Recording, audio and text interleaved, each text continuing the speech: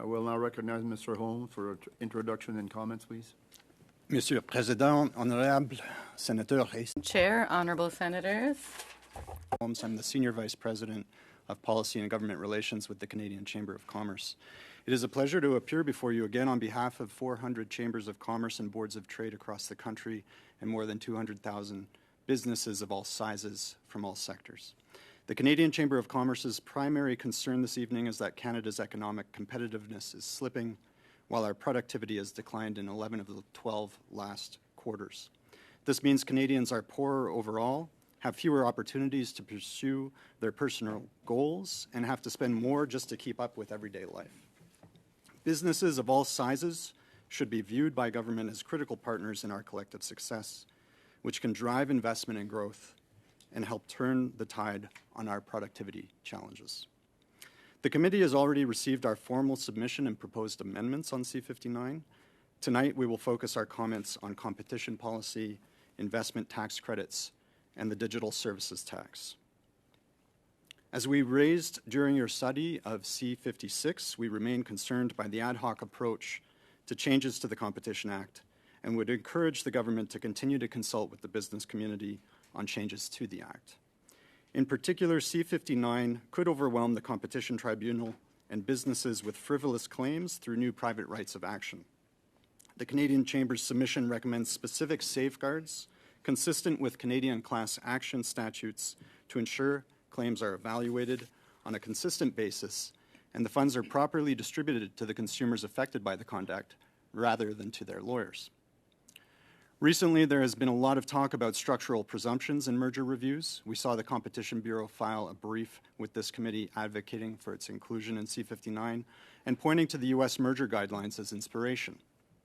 We are aware of the U.S. Chamber of Commerce's letter to this committee on the matter and would encourage you to review it carefully, as structural presumptions are not codified in U.S. law, and there is no serious legislative attempt in the U.S.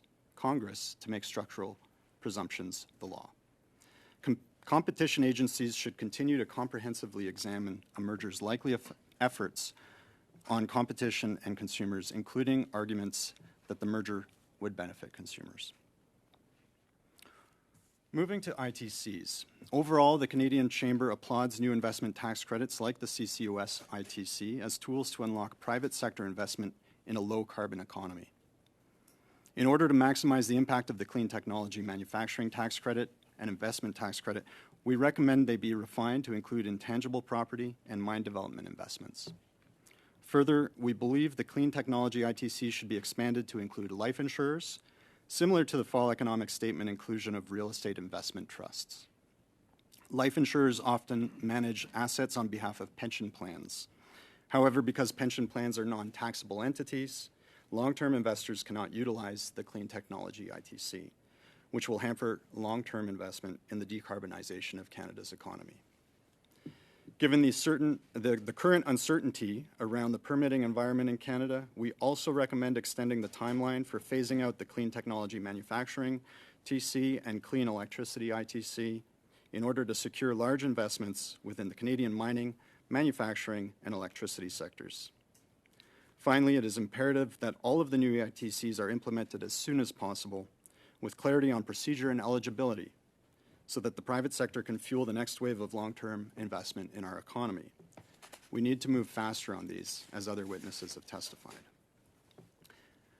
The irony is, just as we're contemplating ITCs to spur private sector investment, innovation, and growth, a range of new business taxes threaten to repel investment, create uncertainty, and discourage new players from entering the Canadian marketplace.